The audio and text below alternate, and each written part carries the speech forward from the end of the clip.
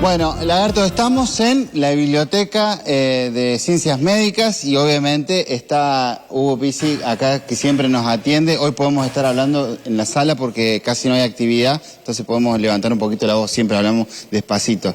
Y hace 5 años hablábamos con barbijo, Hugo. 5 años pasaron ya de la pandemia. Absolutamente, 5 años de uno de los desastres más dramáticos que sufrió la humanidad.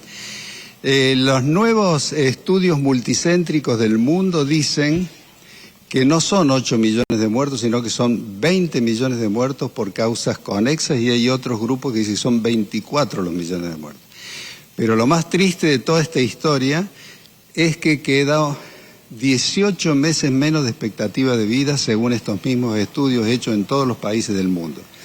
Todo por las secuelas que quedaron. Evidentemente hay algo que es muy, pero muy importante, que la medicina después de una guerra o después de una pandemia como esta, lógicamente avanza de una manera increíble. Hemos avanzado muchísimo en vacunas, hemos avanzado en cáncer y demás, pero ha sido algo realmente demoledor. Lagarto, te escucha el doctor Hugo Pizzi para esta charla. Sí, doctor, buen día, ¿cómo le va? El gusto de saludarlo. Bueno, después de la tragedia que fue la pandemia, ha quedado mucha tela para cortar y obviamente se ha generado una gran discusión. Si todo lo que vivimos fue exagerado, sobredimensionado, si los encierros fueron buenos o los encierros fueron malos, si se le fue la mano a los gobiernos con tanta mano dura. En fin, comenzó a discutirse todo eso. No sé desde el punto de vista de los científicos, desde su lado, cómo ven esto que se mira 5 años para atrás. Si todo lo vivido fue una gran pesadilla, producto de la ignorancia del momento, o hubo algunas exageraciones. Bueno, en primer lugar me voy a referir a mi país porque fui asesor de prácticamente de todos los distritos, y yo creo que hubo errores tremendos. Por ejemplo, cuarentenas que todo el mundo había levantado y acá perseguía, y nos hemos enterado a través de un ministro de esa época que dijo que la cuarentena seguía adelante porque políticamente les convenía. Hemos tenido, por ejemplo, un error técnico-científico que para mí fue tremendo, porque nosotros teníamos para usar la mejor vacuna, la que fue inclusive ideada por la húngara Katalin Karikó, que sería la Pfizer o la Moderna, que ganó el premio Nobel, y teníamos prioridad absoluta, Aldo. ¿Por qué? Porque habíamos puesto 2.000 voluntarios en el Hospital Militar Central Luis María Campos en Buenos Aires. Sin embargo, empezaron que había que dejarle las cataratas, los glaciares y demás cosas que yo nunca encontré una explicación lógica. Hemos perdido una gran oportunidad. Yo creo que con esos 2 tropiezos, si podríamos haberlos obviado, me da la sensación de que 40.000 argentinos se podrían haber salvado, de los 131.500, ¿no? Bueno, estamos hablando claramente que han sido yerros políticos, ¿no? Digamos, decisiones políticas, en algún caso interesadas y en otros casos desacertadas. En el caso de los glaciares, argumentos delirantes, digamos. Que bueno, me parece que el miedo nos hacía a nosotros poner en esa sintonía. Capaz que hubo gente que creyó seriamente que eso era un argumento y bueno, mire lo que hemos perdido. 40.000 muertos es lo que estima el doctor que se hubiesen salvado, simplemente con haber sido un poco más racionales. No hay ninguna duda.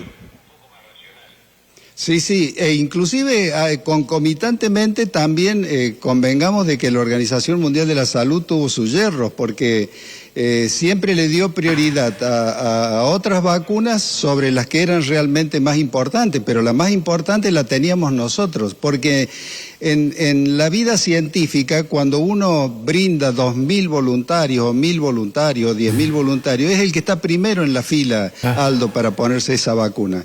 Y nosotros lo desechamos, fue un espanto eso, lo desechamos y tuvimos que quedarnos a lo mejor con la inglesa, que todos saben que hemos tenido inconvenientes, y nos tuvimos que quedar, por ejemplo, con la China, que era carísima y fundamentalmente los anticuerpos cedían en muy poco tiempo. Entonces, Teníamos lo mejor, le pusimos 2.000 voluntarios, estábamos primero en la línea de largada, nos correspondía por normativas internacionales y fíjese cómo hemos terminado, pero ha sido muy triste, esto ha sido muy triste.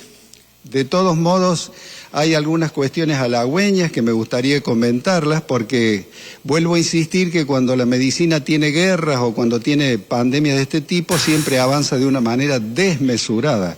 Y a partir de las investigaciones que hizo la húngara, que de esa argumentación de las vacunas Pfizer o Moderna, salió una línea contra el cáncer que tiene un avance increíble. Salió otra línea que es para vacunas diríamos, que pueden servir para varias cosas, y salió otra línea que va muy adelantada para enfermedades raras. Enfermedades raras, por ejemplo, recuerda usted un ex legislador que se llamaba Bullrich, que está con esas enfermedades degenerativas. Sí. Bueno, para esa línea, o sea, perdimos muchos habitantes en el mundo, pero la medicina avanzó de una manera increíble. E inclusive nosotros mismos, Argentina mismo, tuvo la posibilidad de argumentar la fabricación de vacunas y tenemos nuestra propia vacuna hoy contra el COVID, que es la ARVAC, ¿no? Doctor, buen día. Daniel Potenza lo saluda, como siempre, un gusto, doctor. ¿Cuál fue el...? Hola, Dani, ¿cómo estás? Un gusto saludarlo, doctor, como siempre. ¿Cuál fue el país en el mundo que mejor trató la pandemia? Desde el punto de vista humanitario, desde el punto de vista científico y, como bien decía mi amigo el Lagarto recién, desde el punto de vista político. ¿Cuál fue la mejor nación que se ajustó a esta crisis? Mucho tuvo que incidir la educación, Dani. La educación de los países. Nosotros no estábamos en el mejor lugar ahí. Recuerden que hay 12 millones de personas que no estudian, que no trabajan, que no saben interpretar un texto. Estamos muy atrasados en eso. Los países que para mí tuvieron un camino certero, sólido, sobrio para esto fueron los países escandinavos, que inclusive mucho tiempo antes que los otros, me refiero a Finlandia, Noruega, Dinamarca y Suecia, los primeros que ellos abrieron las escuelas fueron ellos, los que tenían una organización, pero vuelvo a insistir que para todas estas eventualidades la educación es fundamental. Recuerden ustedes que nosotros, por ejemplo, teníamos todos los días que firmar certificado de defunción y la policía tenía que desactivar fiestas clandestinas. Había cosas que realmente nos enervaban porque no podíamos. Ha sido gente que... Y les digo más, si ustedes me dicen, che, aprendimos algo, nos quedó alguna sustancia de este desastre que hemos vivido, y yo le diría que la mayoría de la gente ni se acuerda. He visto a los pocos días de levantar las medidas pelearse en los ómnibus urbanos porque abrí la ventana, no que hace frío, cerrar la ventana, no y había un cartel que decía abra la ventana, ventile el vehículo. Claro. Entonces hay cosas que son incomprensibles únicamente desde el punto de vista de la ignorancia y de la falta de educación, ¿no? Bueno, lo cierto es que pasaron 5 años. 5 años. 5 años desde que comenzó la pandemia para nosotros. Bueno, por lo menos nos deja esta experiencia que relataba el doctor desde el punto de vista científico. Después, como sociedad, tendremos que hacer la autocrítica y ni hablemos la dirigencia política. No sé si se tiene que enterrar, porque creo que con la autocrítica por ahí no alcanza cuando hablamos lo que se podría haber salvado, lo que podríamos haber mejorado si las cosas se hacían de una manera menos mezquina, ¿no? Como la han hecho algunos dirigentes. Absolutamente. Fíjese lo que yo siempre insisto con esto, que un ministro del mismo grupo, el ex ministro de Economía, salga ante la prensa a decir de que la cuarentena se extendió porque políticamente era más correcto y mientras tanto nosotros estábamos en muy mala situación. Pero quiero que sepan que todo esto no ha terminado y les voy a explicar por qué. Primero porque el que piense de que esta era la última epidemia está equivocado o está desinformado, siempre vamos a tener desafíos. Y otra cosa que quiero que sepan, y esto es muy importante, que todos los hospitales hoy, los hospitales de escuela fundamentalmente, todavía están trabajando con las secuelas.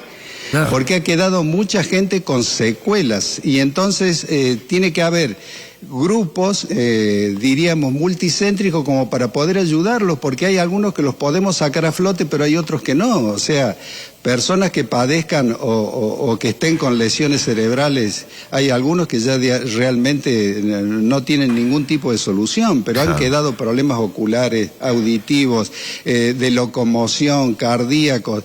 Realmente es muy problemático. Dejó una retahíla de daños que aún hoy, trabajando exhaustivamente, muchas veces no podemos subsanarlos.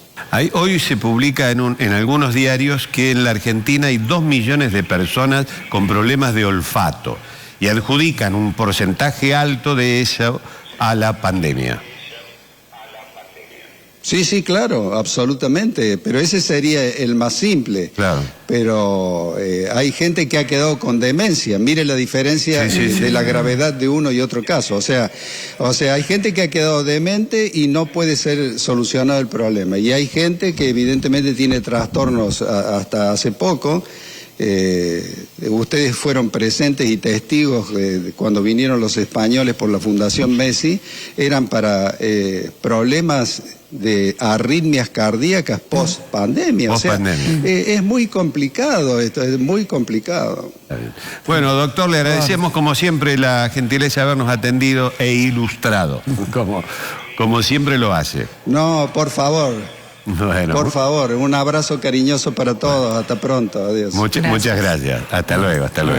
Bueno, mirá vos qué bárbaro, ¿no? Qué impresionante, 5 años, ¿no? Ya 5 años el 20 se cumplen. de un infierno realmente. Yo que pensaba que el tema del olfato, porque lo habíamos visto en los diarios hoy, era un tema importante. El doctor me dice, sí, obviamente. Sí, es importante. Pero hay gente que ha quedado, ese sería un problema menor. Todos los efectos colaterales que ha tenido la pandemia. O los que no se han manifestado todavía. Sí. Qué bárbaro, ¿no? Bueno,